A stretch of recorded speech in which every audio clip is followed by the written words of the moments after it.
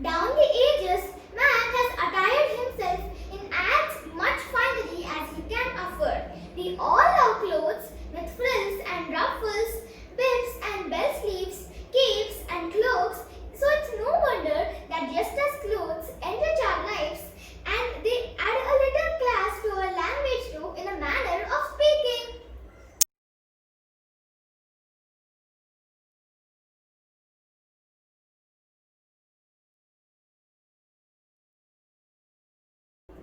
Number 1. Ace up your sleeve. Its meaning is a secret advantage. Its usage. Our team hasn't scored a single goal till now and our coach is still smiling. I think the coach has an ace up his sleeve that will help us win the game. Its origin. Have you seen a magician perform? He pulls out everything from rabbits to cars from his sleeves. Even in card games, players hide a few cards up their sleeve to cheat and win a game. So having an ace up your sleeve is like having a secret weapon that you can use when the time comes.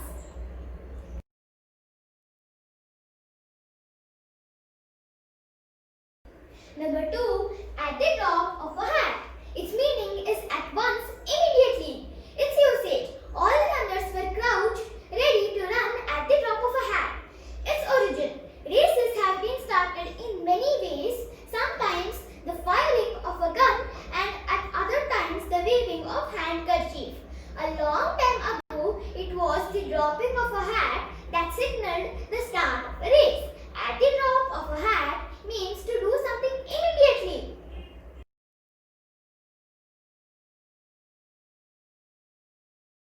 Number 3. Be in your bonnet. Its meaning is a crazy idea. Its usage. Lewis thinks that hanging upside down can make him taller. He has a bee in his bonnet about growing taller this way. Its origin. A long time ago in Britain, women wore colorful decorated hats called bonnets. The bonnets would be decorated with flowers, and as we all know that wherever there are flowers, there will be buzzing bees. So if you had a crazy idea in your head, it was like having a bee in your bonnet.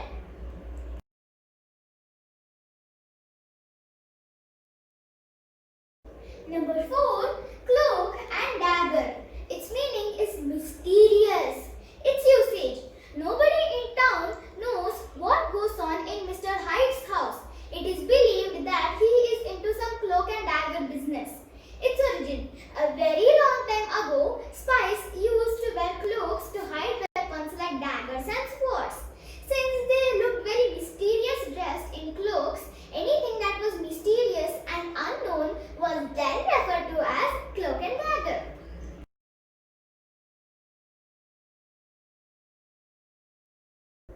Number 5. Dressed to kill. Its meaning is dressed to attract attention. Its usage. The prince was dressed to kill, and as he walked into the ball, everyone was eyeing him. Its origin. Even today, people give a lot of importance to clothes. Sometimes they also judge others by the way they are dressed. In times gone by, if someone was looking really very well dressed and looked smart, people considered that his or her clothes were so good that they had killed everyone else's looks. So, like he was dressed to kill.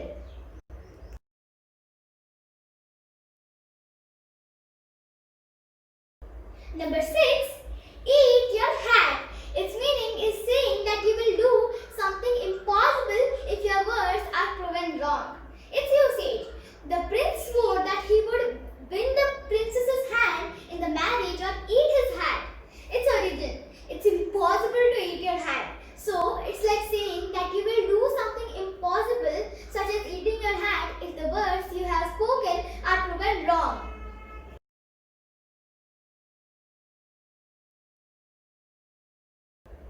Number 7. Feather in your cap. Its meaning is a great achievement. Its usage. When Aunt Elsie got the award for inventing her new machine, it was like a feather in her cap. Its origin. In America, Native American Indians still wear headdresses to respect their old traditions.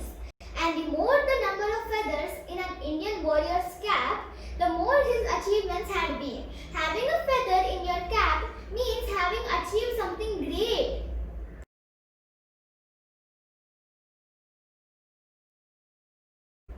Number 8. Give someone the shirt of your back. Its meaning is to be generous and kind-hearted or to be selfless. Its usage. Mr. Brown would give the shirt of his back for these poor kids because he knows the difficulties one has to face when poor. Its origin. If you were walking down a street and saw a man who was cold and shirtless, what would you do? Would you give him your shirt to wear and leave yourself cold? Okay, since this is a very generous act and very few people would do it, like giving the shirt of your back, it means like extremely generous.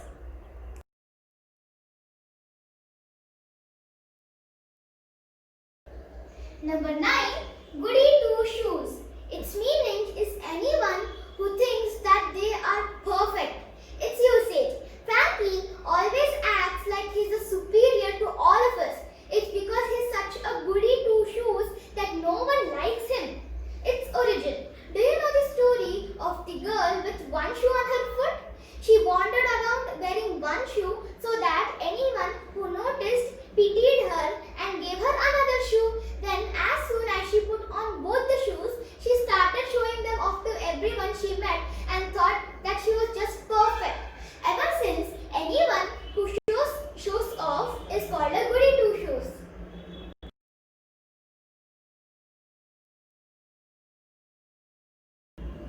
Number 10. Handle with kid gloves. Its meaning is to treat very carefully and gently. Its usage. Junior was a very weak child and fell sick easily. Therefore, he had to be handled with kid gloves to protect him from falling sick. Its origin. I'm sure you know that a young goat is called a kid. Its skin is very soft and smooth. If you were wearing gloves made from its skin, you wouldn't damage anything that you touch. In a similar way, when we have to handle something in life very carefully, it is referred to as to handle with kid gloves.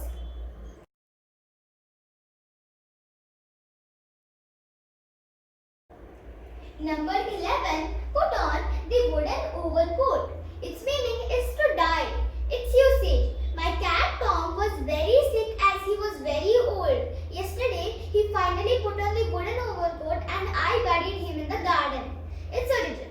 Now surely, if there were an overcoat made out of wood, no one would be able to put it on.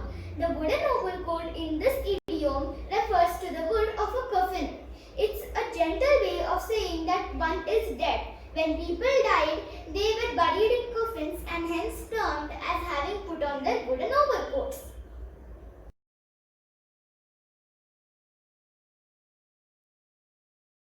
Number 12.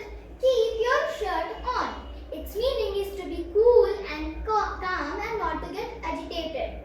Its usage. The two teams were so angry with each other and it looked like they were going to fight.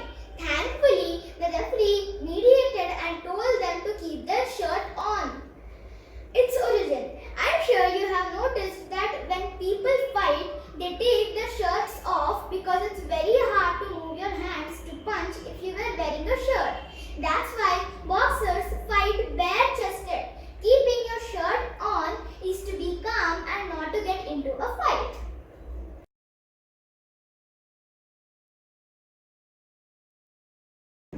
Number 13. Make a silk purse out of a sore's ear. Its meaning is trying to make something valuable from something worthless.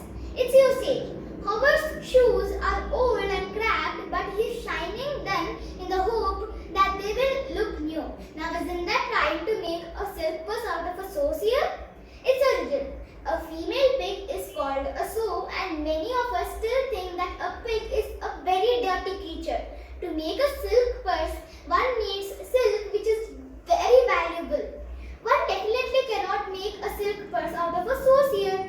So, making a silk purse from a sore's ear is what we say to anyone who tries to make something extraordinary from something worthless thing.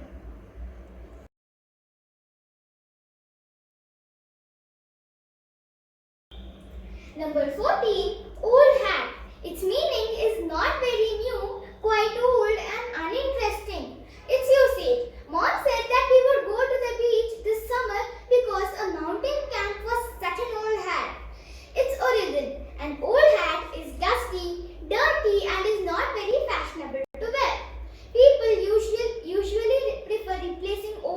unfashionable things with new ones. So we say that anything which is not new and not interesting is an old hat.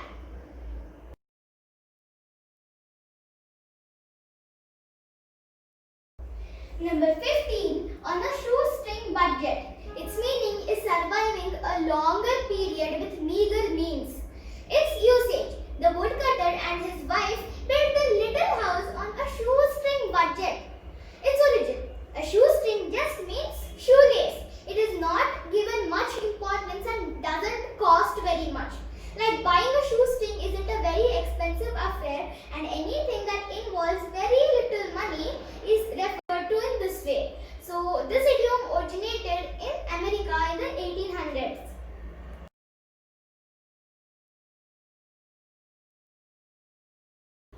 Number 16, pass the hat. Its meaning is to beg or to ask for contribution. Its usage: when the poor blacksmith's family was left homeless, they had no other way than to pass the hat around and get money from others. Its origin: entertainers on the street still pass their hats around to collect money from the crowd of spectators. In some places, people begging on the street also hold out their hats for others to drop some money into it. So passing the hat around is a way of asking for help in a desperate financial situation.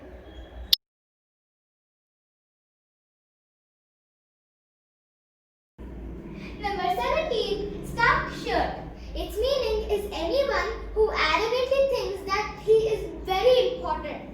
Its usage: Mr. Remington ignores everyone and has no friends. He's such a stuffed shirt. Its origin: anyone who acts as if they are very important and expects others to pay them attention is called a stuffed shirt. But what's this shirt stuffed with? It is stuffed with pride and self-importance.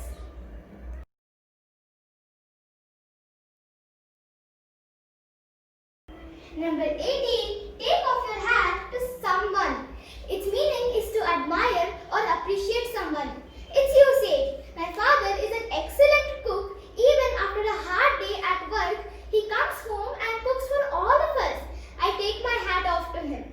Its origin: the most important part of the attire in the 18th and the 19th century was the hat. And if you lifted your hat to someone, it meant that you were greeting him or her warmly, or that you appreciated something they had done.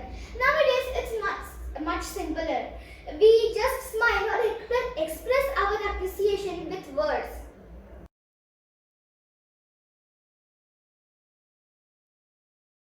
Number 19, throw in the towel. Its meaning is to give up or to admit defeat. Its usage: after running 20 laps, the ace runner was still trailing far behind. He then threw in the towel and walked off disappointedly. Its origin: in a boxing match, each boxer has a second man or a man who is standing around holding towels and sponges. In the later part of the 19th century, when one of the boxers had enough of the fight and could not go on anymore, his manager or the second man would throw something into the ring like a sponge or a towel to indicate that he was quitting.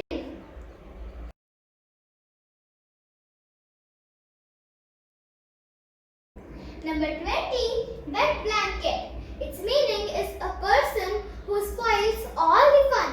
Its usage: my kid sister keeps complaining and crying all the time and never lets anyone have any fun. She's such a wet blanket. Its origin: it's so much fun when you go to camping and sit around the campfire telling each other stories. Well, throwing a wet blanket over the campfire naturally puts it out. It's almost like spoiling all the fun you were having around the fire. So, a wet blanket is the name you give to someone who spoils all the fun. So friends, in this video, we learned about cloth idioms, and in my